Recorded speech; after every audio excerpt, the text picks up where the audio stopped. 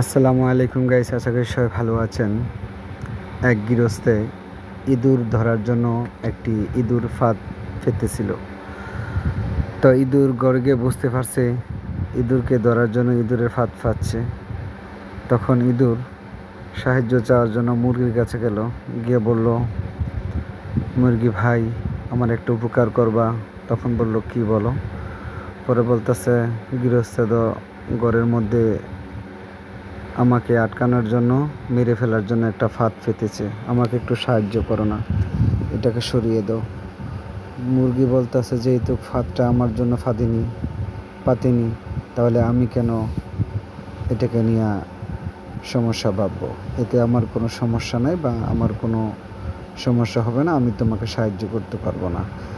এই কথা শুনে ইঁদুর চলে গেল ছাগলের কাছে। ছাগলকে সে একই কথা বলল। ছাগলে বলল, এটা বড় কিছুকে আটকানোর জন্য ফাঁদ পাতে নাই, ফাঁদ পাচ্ছে ছোট কিছুর জন্য। আমি যেহেতু এই ফাঁদটি আমার কোনো ক্ষতি করবে না, আমি তোমাকে সাহায্য করতে পারবো না। তারপরে গেল গরুর কাছে।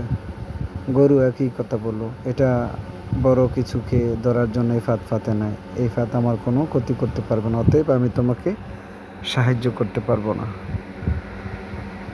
তখন ইঁদুর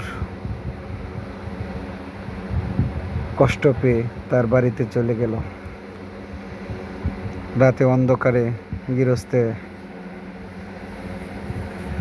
দেখলো ফাতের মধ্যে কি জানি পড়ে আছে। অন্ধকারে না বুঝতে পারে হাত দিয়ে দেখলো সাপ পড়ে আছে। সাপে দিল গৃহস্থের কামড়। তারপর গৃহস্থে অনেক ওজা মোজা আনলো, অনেক ডাক্তার কবিরাজ আনলো। ডাক্তাররা চিকিৎসা করে বলল যে মুরগির ছোপ খাওয়ানোর জন্য। তখন মুরগি জব করে মুরগির ছোপ খাওয়ালো। এদিক দিয়ে রোগের অবস্থা বাড়তে লাগলো, আত্মীয় স্বজন আসতে লাগলো। তাদেরকে আপ্যায়ন করার জন্য ছাগলটাকে জব করে ফেললো, জব করে আপ্যায়ন করলো।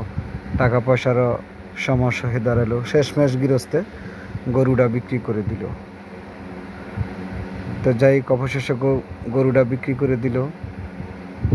তো ছোট বলে বিপদ হলে সবাইকে সাহায্য করা একজন মানুষের কর্তব্য। এই বিপদটা আমার না, এই বিপদটা আমার জন্য না। আসলে ইঁদুর কিন্তু বেঁচে গেল, মাঝখান দিয়ে সবাই কিন্তু কোনো না কোনোভাবে জীবন হারালো। তাই কারো বিপদকে হাসি মুখে না নিয়ে, উপহাস না করে সবাইকে সাহায্য করুন। আল্লাহ হাফেজ, সবাই ভালো থাকবেন।